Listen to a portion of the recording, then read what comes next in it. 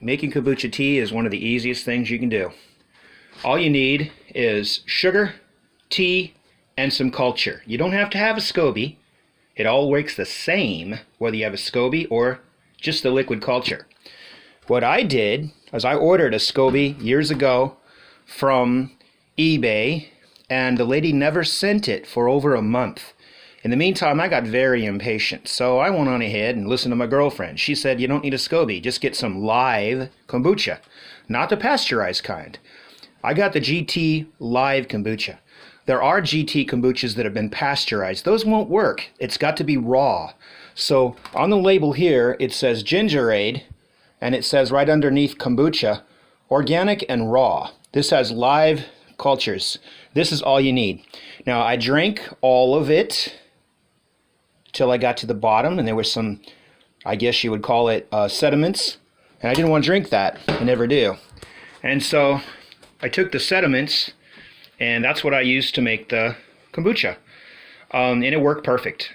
What happened was, after 4 days, it fizzed, and then after 2 weeks, there was a thick scoby. And the scoby is, you can see it in there, thick, thick, thick. There it is on the top and on the sides. It's real easy to do. You don't need anything. I took 4 tea bags, put them in this tea pitcher, and I used these kind of tea bags. I used 2 of these, which makes 4 tea bags because they're doubled. You could use 6. I've done that before.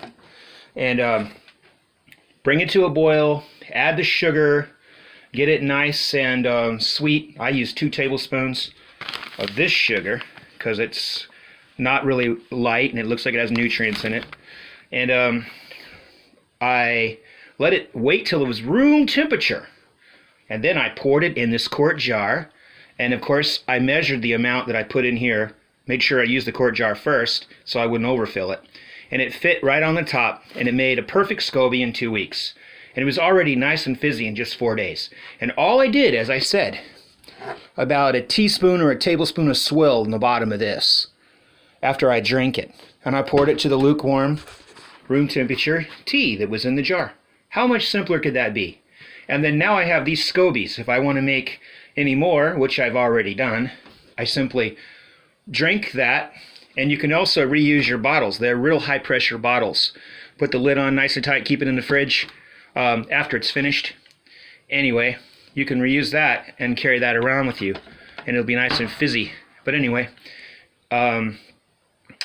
keep the lid on loose. Always remember, keep the lid on loose on your stuff. Don't leave it open, but leave it on loose. Just sort of loose, so that the air can escape.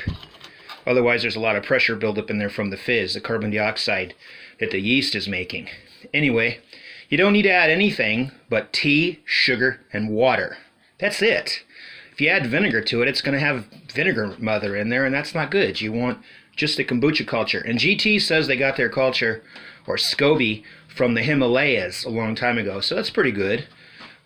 So you can get your scoby from GT. Won't cost you anything.